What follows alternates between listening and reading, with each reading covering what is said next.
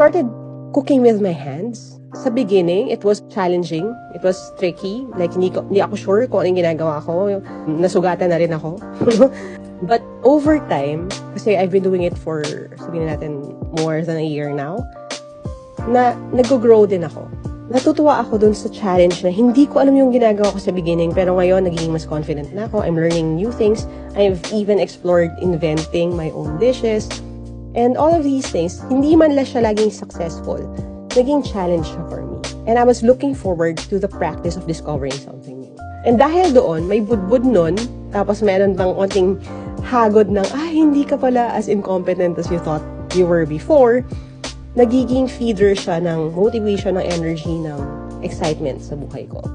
The challenge actually helped me appreciate who I am and also helped me practice yung growth mindset.